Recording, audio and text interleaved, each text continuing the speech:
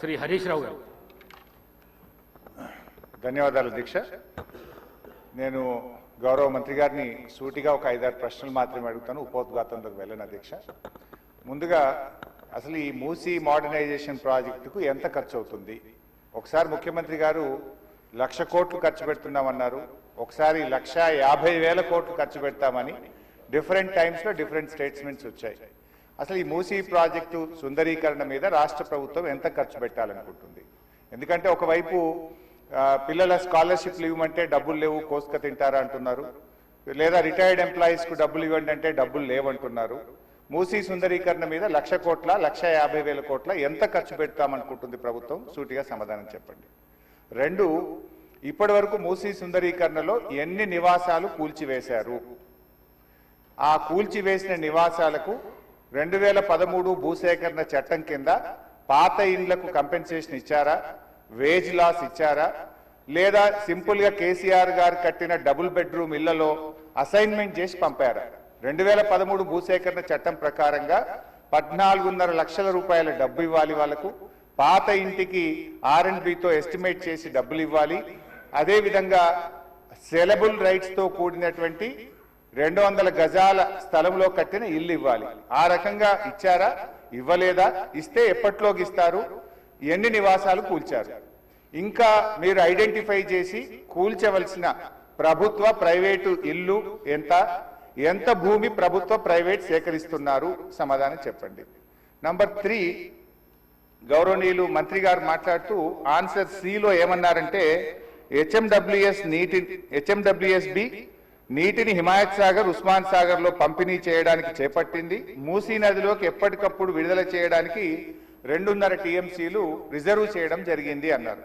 అంటే స్వచ్ఛమైన గోదావరి జలాలను మూసీలో వదులుతామన్నారు, సంతోషం. మరి ఈ 2.5 టీఎంసీల గోదావరి జలాలు ఎక్కడి నుంచి తెస్తున్నారు?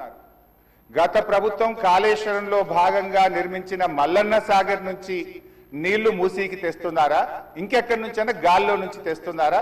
ఆ 2.5 టీఎంసీలు కాళేశ్వరం ప్రాజెక్టులోని మల్లన్న సాగర్ నుంచి వస్తున్నాయా, ఎక్కడి నుంచి వస్తున్నాయో సమాధానం చెప్పండి. తర్వాత అధ్యక్ష, ఈ మూసీ మీ నియోజకవర్గంలోని వికారాబాద్ నుంచి ఆ అనంతగిరి కొండల నుంచి స్టార్ట్ అవుతుంది. గత ప్రభుత్వం మూసీలోకి మురికి నీరు రాకుండా ఉండాలని దాదాపు 32 ఎస్టీపీలు కట్టాం. అందులో ఒకటి మన వికారాబాద్ దగ్గర కూడా ఒక ఎస్టీపీ కట్టాం. ఇవాళ ఆ ఎస్టీపీని మెయింటైన్ చేయక మోటార్లు బీకేసిండ్రు, గడ్డి పెరిగింది. ఆ ఎస్టీపీ ఫంక్షనల్ చేయక వికారాబాద్ మున్సిపాలిటీ మురికి నీరంతా ఈ రోజు మనం తాగుతున్న గండిపేట్ హిమాయత్ సాగర్ లోకి వస్తున్న విషయం ప్రభుత్వం దృష్టికి వచ్చిందా? ఆ ఎస్టీపీని ఎందుకు మెయింటైన్ చేయడం లేదు అని నేను అడుగుతా ఉన్నా. గత ప్రభుత్వ హయాంలో మేము మూసీలోకి మురికి నీరు రాకుండా ఉండాలని 32 ఎస్టీపీలు కట్టాం. మరొక 39 ఎస్టీపీలు కట్టడానికి కేంద్ర ప్రభుత్వానికి అమృత్ పథకం కింద మేము ప్రతిపాదనలు పంపాం. అవి మంజూరు వచ్చాయా, ప్రారంభించారా, ఏ దశలో ఉన్నాయో సమాధానం చెప్పండి. తర్వాత అధ్యక్ష, చివరి క్వశ్చన్, మరి మొన్న వరదలు వచ్చినప్పుడు మూసీ గేట్లు ఒకేసారి తెరిచి ఉద్దేశపూర్వకంగా ప్రజల ఇండ్లు మునిగిపోవాలి, రోడ్లు మునిగిపోవాలని ఈ ఉద్దేశపూర్వకంగా గేట్లు ఎత్తి ముంపు గురి చేసిన విషయం ప్రభుత్వం దృష్టికి వచ్చిందా? ఎందుకంటే పైన ఎంత వర్షం పడుతుంది, ఫ్లడ్ ఎంత ఉన్నదో చూసుకొని ముందే గేట్లు కొద్దిగా ఎత్తితే స్లోగా గ్రాడ్యువల్ గా ఫ్లడ్ బయటకు పోతుంది.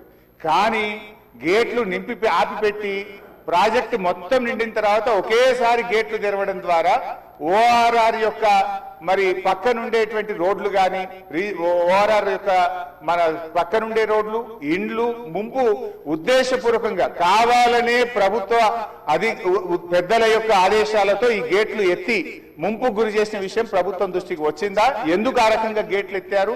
ఒకవేళ ప్రభుత్వానికి ఆ ఉద్దేశం లేకపోతే ఆ అధికారుల మీద ఏమైనా చర్యలు తీసుకున్నారా?